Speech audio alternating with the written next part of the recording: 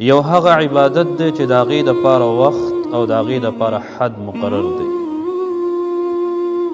عبادت به کوې په خپل وخت کې به کوې او دومره به کوې چې څومره د الله تعالی د طرف نه حکم دی.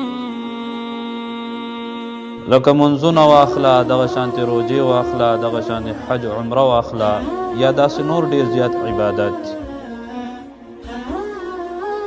یو قسم هغه عبادت دی چې د هغې دپاره څه حد نه دی مقرر او د هغې دپاره څه وخت هم نه دی مقرر او د هغې دپاره څه خاص شرایط هم نشته دی،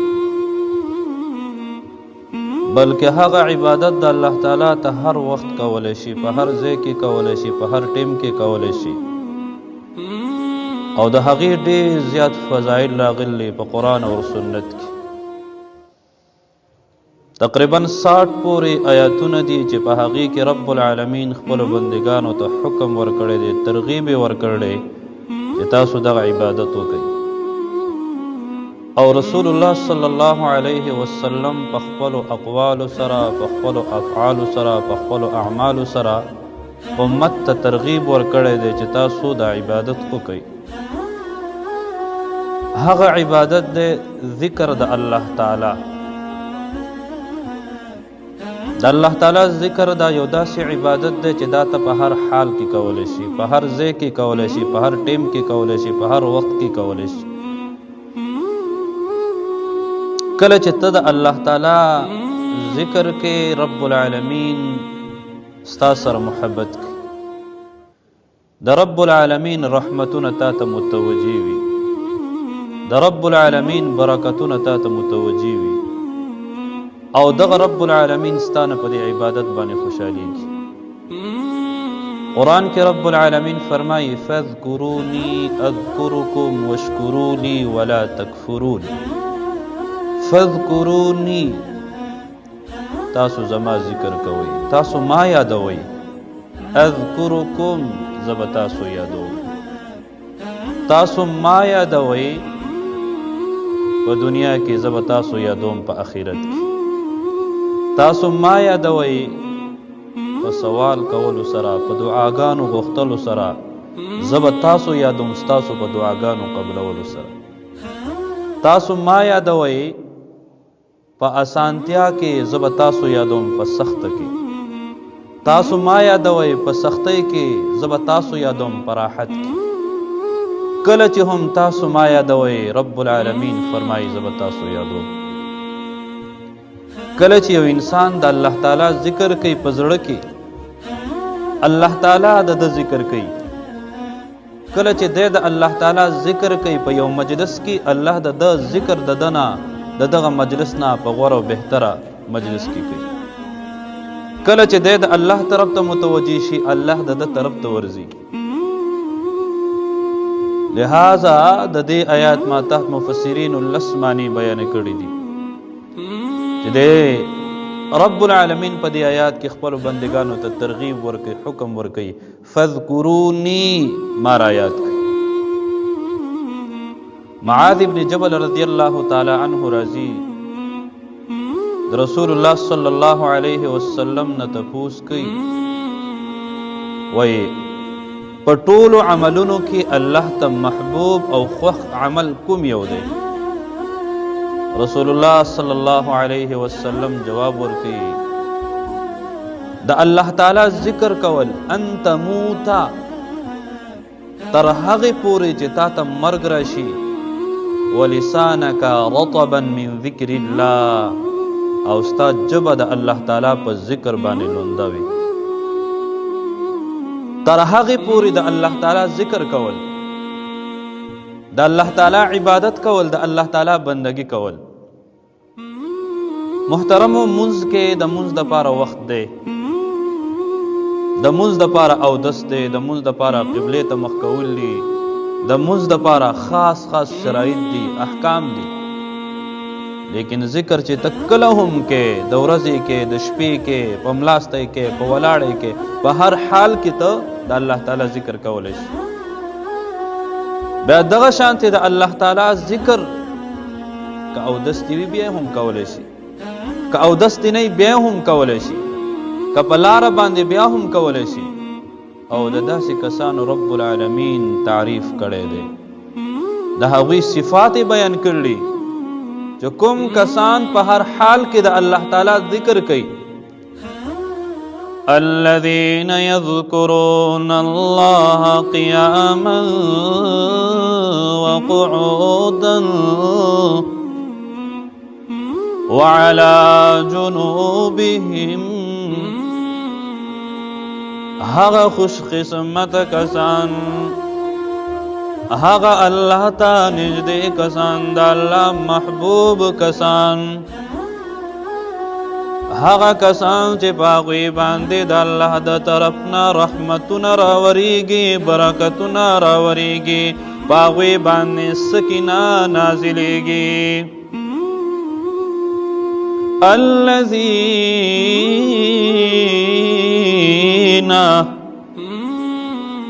دا هغه نارینه دي دا هغه زنانه دي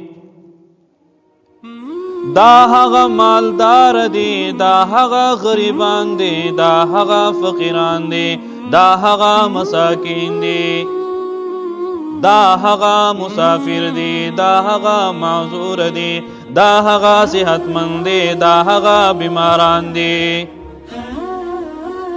الذين يذكرون الله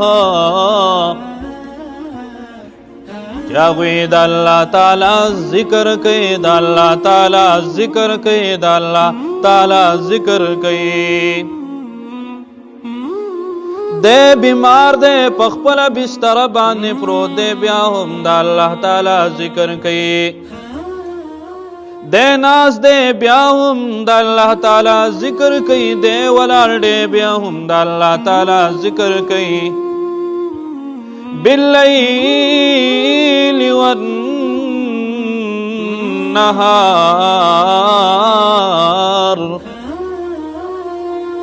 شپې ته شپه نه وي په بستره کې پروتي کله وي سبحان الله کله وي الحمدلله کله وي الله اکبر کله وي لا اله الا الله د شپې هم لګیا دی تنې تنها یوازې دی څوک هم د ده نه نه دی خبر بیا هم د الله تعالی ذکر کوي والنهار ورځ ده په ورځ کې هم د ده نه الله هېر نه دی د الله تعالی ذکر کوي الله را یادوي فی السفر والحضر په کلي کې دی په کور کې دی په علاقه کې دی بیا هم د الله تعالی ذکر کوي د کلي نه بهار دی په سفر باندې دی په ګاډي کې روان دی په جهاز کې روان دی په سیکل روان دی په موټر سیکل روان دی مزدورۍ د پاره تللی دی د سیر او د تفریح د پاره تللی دی د خوشحالۍ د پاره تللی دی لیکن الله د ده نه ير نه دی او بیا هم دی د الله تعالی ذکر کوي فی البر والبحر دریاب کې دی سمندری جهازونو کې روان دی بیا هم ته الله هېر نه دی د الله تعالی ذکر کوي والبر په وچه باندې دی بیا هم د الله تعالی ذکر کوي فی السر والعلانیة په پټه هم د الله تعالی ذکر کوي زړه زړه کې وایي سبحان الله الحمدلله الله اکبر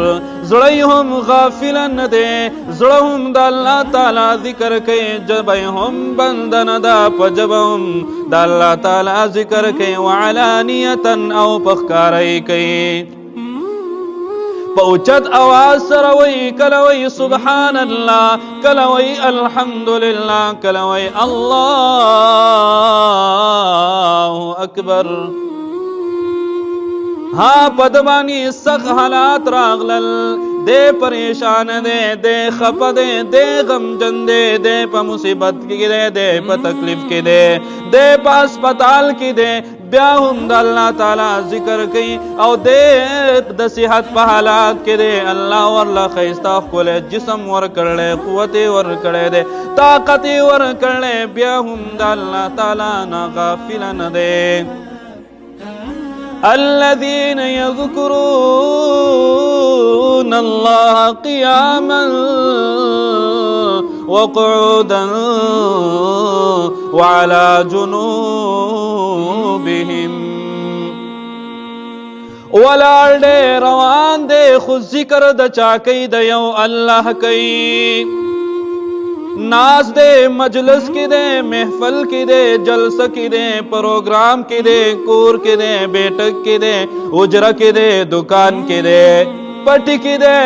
جماعت کی دے ہر وقت چی کلم دے ناسوی دے دا اللہ تعالی ذکر کئی پا زرد سرا ذکر کئی پا جب سرا کل پا جب سرا دا اللہ تعالی ذکر ورنہ ہر حال کی دے دا اللہ تعالی ذکر پا زرد سر کئی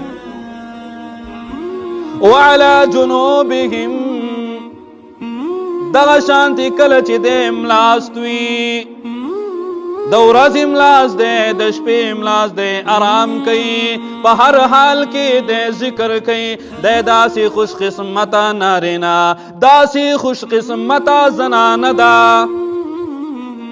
چې چرته هم په دې باندې داسې حال ناراضي چرته هم داسې وخت ناراضي چرته هم داسې ټیم ناراضي چې د خپل خالق نه غافل شي د خپل مالک نه غافل شي د خپل رازق نه غافل شي د خپل معبود نه غافل شي د خپل مسجود نه غافل شي ويتفكرون في خلق السماوات والأرض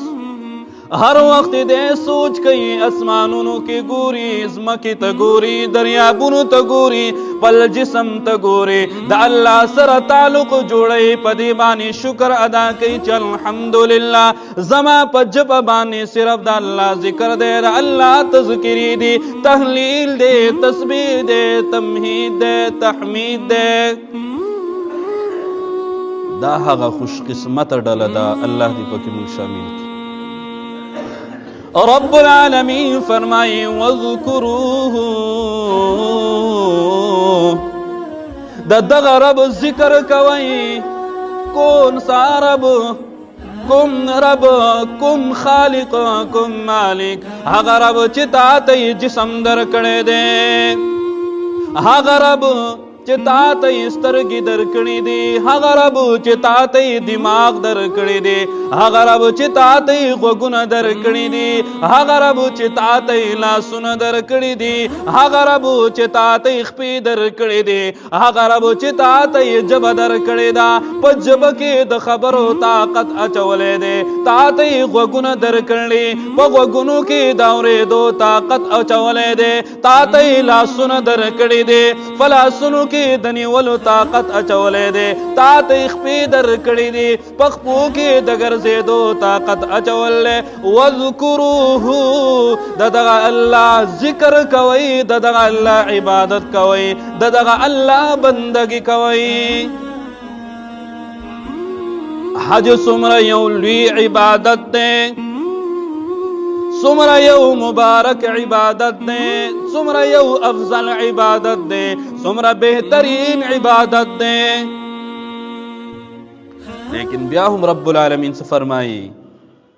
فَإِذَا قَضَيْتُم مَنَاسِكَكُمْ کله چې تاسو د حج احکام پوره کړئ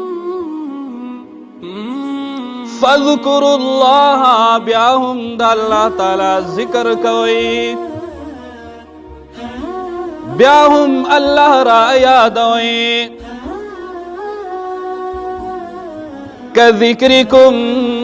آباءكم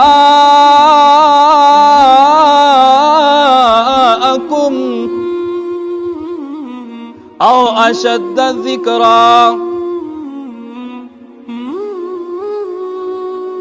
داس ذکر د رب العالمین کوي داس ذکر د رب العالمین شروع کوي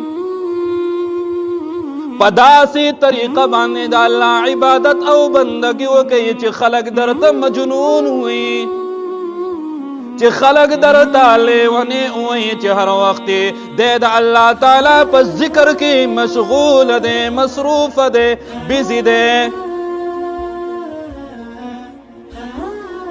رب العالمین چې د خپل بنده سره کله محبت کول وغواړي، رب العالمین د ذکر کول دا آسان کی، د ذکر دروازې ورته کولاو کی. کله چې د ذاکر شي، کله چې د ذکر کوونکې جوړ شي، رب العالمین د خپل قربت دروازې کولاو کی. هغه مشران، هغه نوجوانان، هغه نارینا، هغه زنانا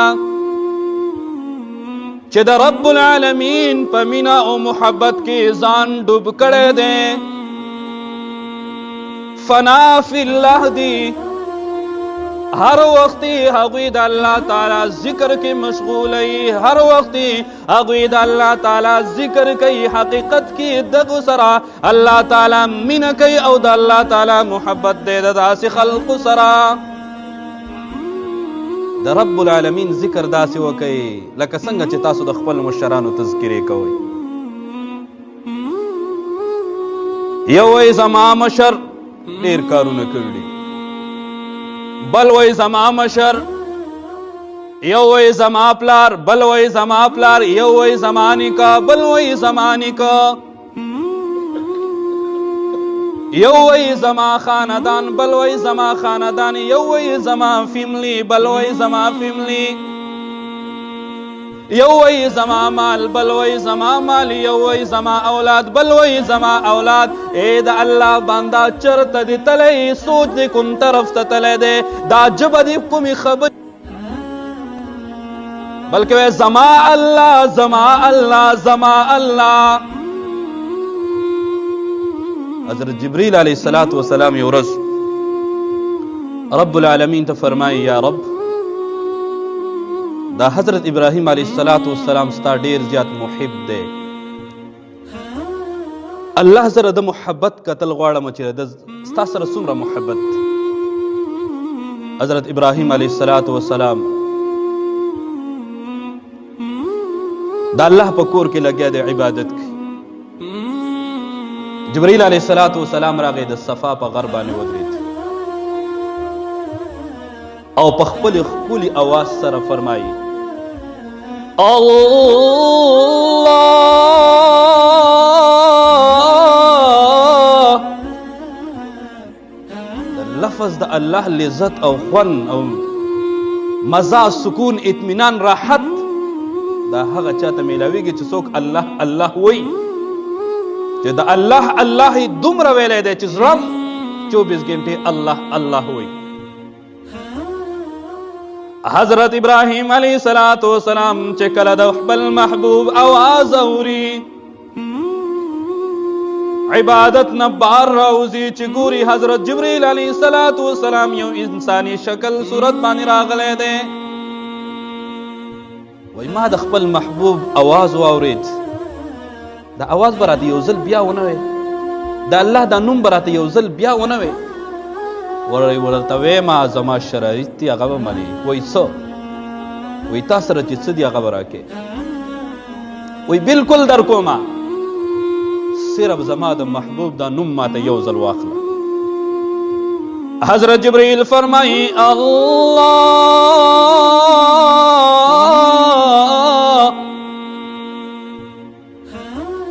بل طرف د حضرت ابراهیم علیه السلام چې دغه رب العالمین د پاره اور ته تللی دی، دغه رب العالمین د پاره خپل بچی په بیابان کې پرېښودلی و، خپل بچی د دغه رب العالمین په نوم باندې ذبح کولو ته تیار کړی و. ورته وایي زما ټول اوښان دې هغه واخله ځه. و یو ځل دوباره به یې راته ونوایي دا نوم، او ورته وایي زما شرایط به منې که نه. فرید گنج شکر رحمهم الله وایي کله چې به دا ویل نو ډېر زیات به جړل چې د یو الله د نوم دپاره هغه خپل هر څه ورکړه. هغه ورته بیا فرمایي الله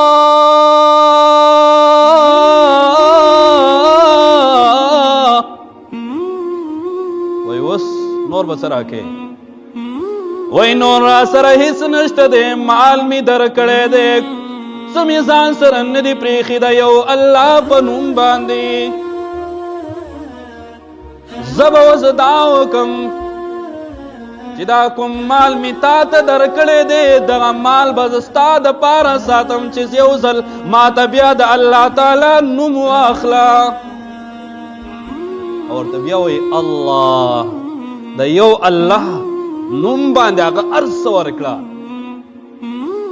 د یو الله په نوم باندې هغه خپل ځان هم پیش کو. وای جبرئیل علیه السلام واپس لاړ په سجده باندې څملاست. و یا رب العالمین، مخکې مې د حضرت ابراهیم په باره کې اورېدلي، اوس مې په خپلو سترګو باندې ولیدل چې هغه ستا سره څومره محبت دی. نو راشئ د الله تعالی ذکر شروع کوئ، د الله تعالی ذکر کوئ. جنتی چې کله جنت ته لاړ شي، دنیا کې به په هغه وخت پسې خپئ، په هغه ټیم پسې به خپئ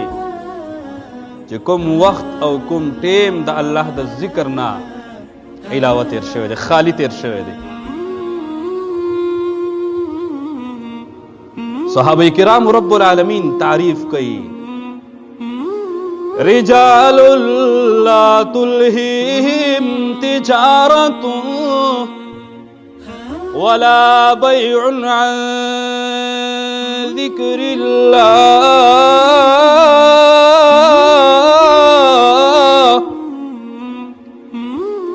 رجال داسی سړیو، داسی ځوانانو، داسی مشرانو، داسی کشرانو د رب العالمین په مینه او محبت کې ډوبو، هغوی زړونه الله ته ورکړي، جان هم د الله، مال هم د الله، اولاد هم د الله. ځکه رب العالمین فرمایي رضی الله عنهم ورضوا عنه. رب العالمین ورله په دنیا کې د جنت سرټیفیکیټ ورکړی دی، د جنت زیری ورکړی دی چې زما د محبوب جماعت، دا جماعت او ډله زما ده. بیان اغی اخیستل خرڅول کول، لین دین بے کاو، دنیا کارون بے کول. تجارت ولا بیع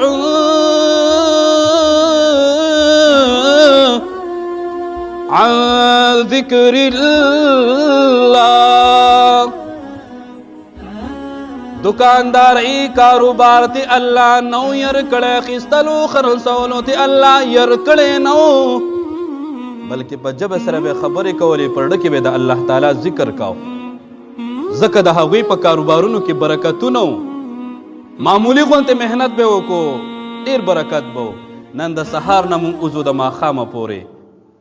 او ماښام هم پکې ټیم واخلو، او بیا هم زمونږ په مالونو کې برکت نه وي. څه شی موږ د الله ذکر پرېښی دی. جهاد څومره یو لوی عمل دی، اوچت عمل دی. رسول الله صلی الله علیه وسلم بذات خود پخپله یو نه دو نه 27 جنگونو کې پخپله شریک شوی دی. رسول الله صلی الله علیه وسلم ویني ورکړي دي، صحابه یې ورکړي دي، د صحابو بچیان یتیمان شوي دي. لیکن ذکر دومره اوچت عمل دی چې رب العالمین مجاهدینو ته قانون بیانوي، اصول بیانوي چې خبردار جهاد کوئ، لیکن ګوره چرته درنه د الله ذکر پاتې نشي. یا ایها الذین آمنوا اذا لقیتم فئة فاثبتوا. اے مجاهدینو، کله چې تاسو د کفر په مقابله کې اوځئ، د کفر جماعت او ډلې سره مخامخ شئ، فثبتوا، تیښته به نه کوئ، مضبوط به ودرېږئ. واذكروا الله كثيرا لعلكم تفلحون.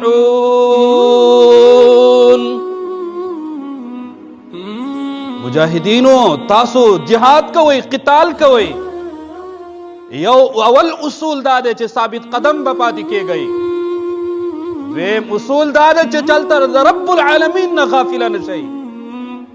د رب العالمین ذکر به کوئ، لږ نه کثیرا ډېر. لعلکم تفلحون، د دغه ذکر په وجه به تاسو ته کامیابي او کامراني میلاوي. څومره یو اوچت عمل بیا هم رب العالمین فرمایي چې ذکر درنه پاتې نشي. او ټولو مؤمنان ته رب العالمین فرمایي یا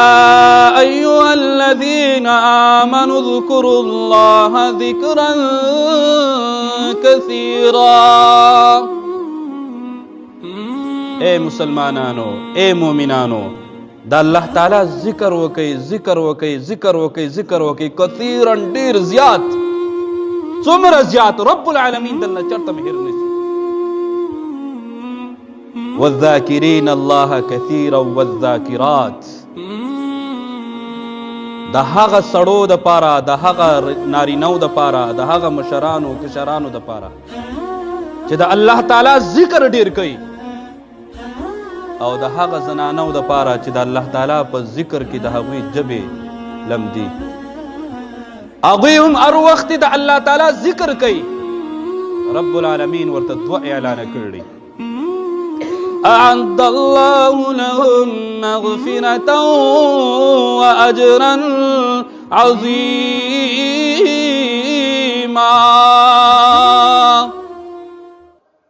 اے ذاکرینو زنانو، ذاکرینو نارینو، تاسو چې کله د الله تعالی ذکر کوئ، لهم مغفرة، الله وایي زما د طرف نه تاسو ته بخشش دی، معافي ده. تاسو چې کله زما ذکر کوئ، مغفرة و اجرا عظیما، رب العالمین په دغه ذکر دیو ته اجر عظیم ورکوي. استحوذ علیهم الشیطان فانساهم ذکر الله. د منافقینو یو صفت دا الله بیان کړی دی چې دغه منافقینو باندې د شیطان تسلط شو، شیطان په غالب شو، نقصان یې څه وشو؟ فانساهم ذکر الله، هغوی د الله ذکر پرېښود.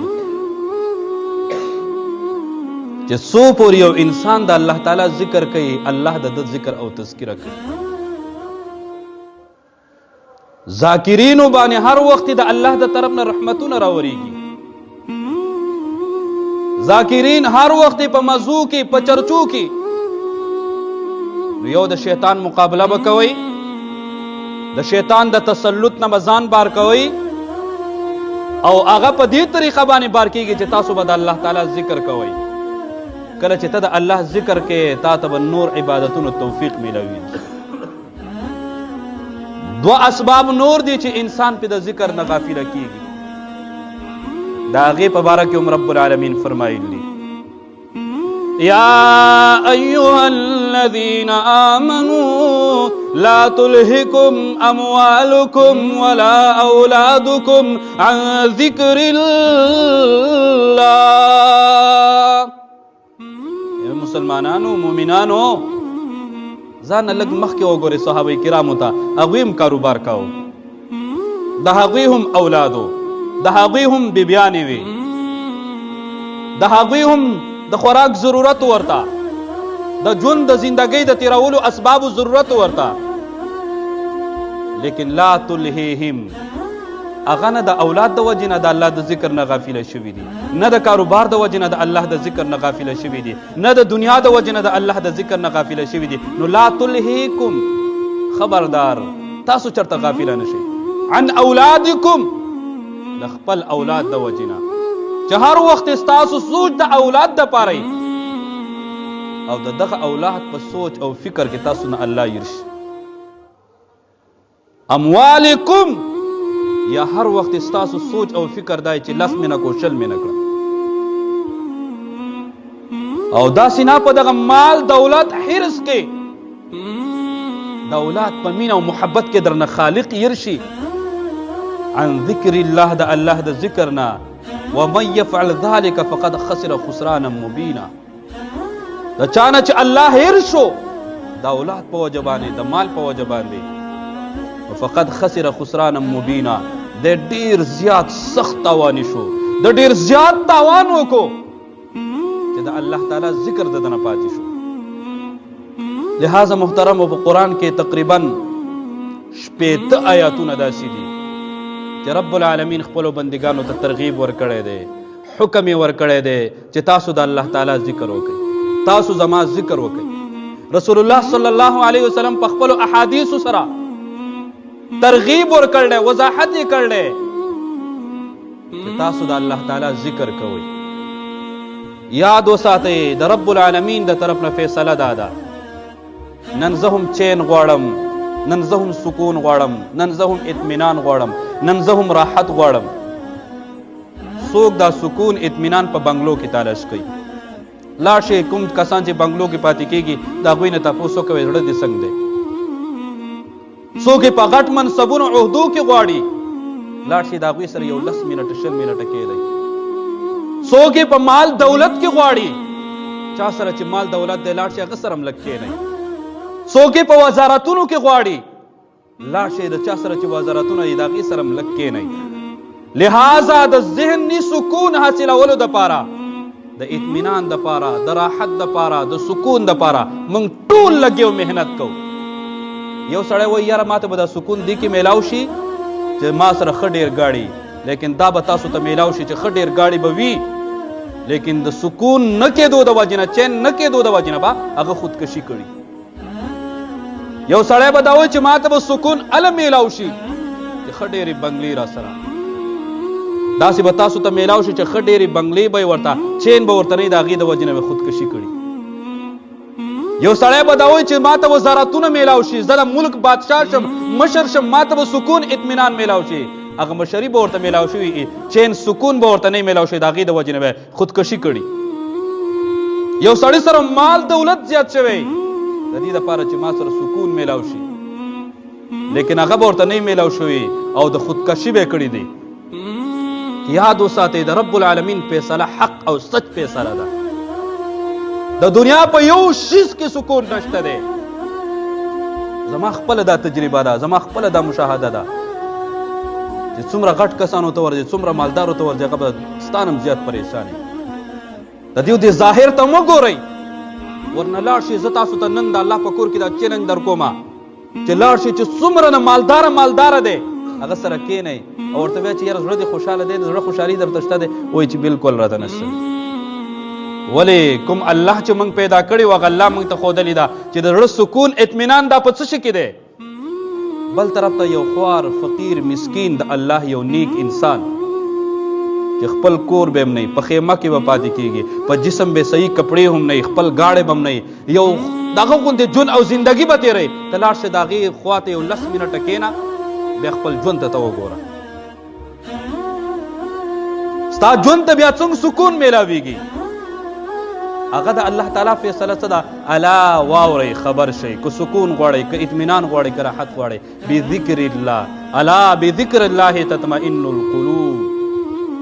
زړونو ته سکون اطمینان راحت